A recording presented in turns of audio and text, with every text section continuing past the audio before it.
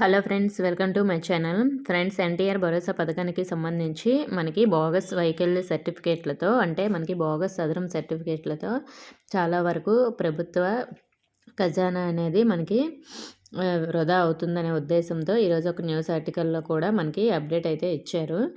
మనకి దీనికి సంబంధించి ఆర్థో కేటగిరీలోనే 4.64 లక్షల మంది అయితే ఉన్నారంట. దీనికి సంబంధించి అన్ని డీటెయిల్స్ ఈ వీడియోలో తెలుసుకుందాం. వీడియోని ఎక్కడ స్కిప్ చేయకుండా వినండి.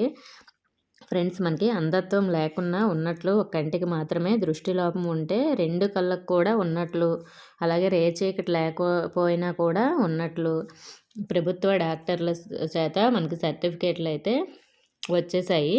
కాళ్ళు చేతులు వంకర లేకున్నా, వినికిడి లోపం లేకున్నా, వైకల్యం ఉన్నట్లుగా వైద్య బృందాలు ధృవీకరించేశాయి. గత ప్రభుత్వంలో అయితే మనకి ఈ వ్యవహారం సాగిపోయిందని, ఒక్కో నకిలీ సర్టిఫికేట్ జారీకి కొన్ని చోట్ల 25,000 నుంచి 30,000 ఇచ్చి మరీ ఈ సదరం సర్టిఫికేట్లు చేపించుకున్నారని సూపర్ స్పెషాలిటీ ఆసుపత్రిలో in-charge superintendent doctor M Sarveshwar Reddy 2024 November 30 వరకు సదరం కింద జారీ చేసిన సర్టిఫికేట్ల వివరాలు ఇవ్వాలని విజిలెన్స్ అండ్ ఎన్ఫోర్స్మెంట్ అధికారులు కోరారు.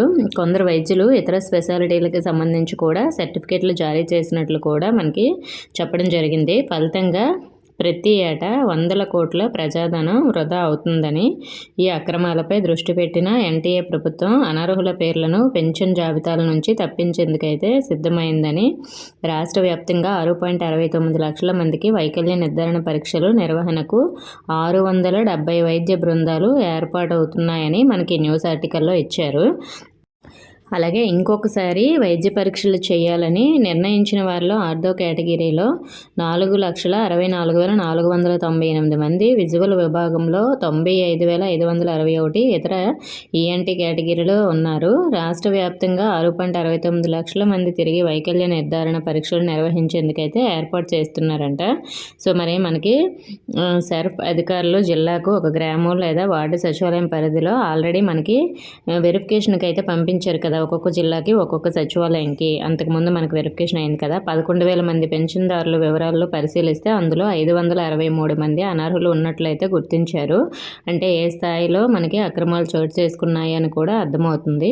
శ్రీకాకుళం, విజయనగరం, కడప ఆసుపత్రిలో ఇప్పటికే నిర్వహించిన నిర్ధారణ పరీక్షలకు సగం మంది రాలేదంట. దీంతో అనర్హుల వివరాలు సేకరించాలని రాష్ట్ర ప్రభుత్వం నిర్ణయించింది. ఇటీవల జరిగిన కలెక్టర్ల సదస్సులో సీఎం చంద్రబాబు బోగస్ పెన్షన్లను నిలిపివేసేందుకు గట్టిగా చర్యలు తీసుకోవాలని ఆదేశించారు.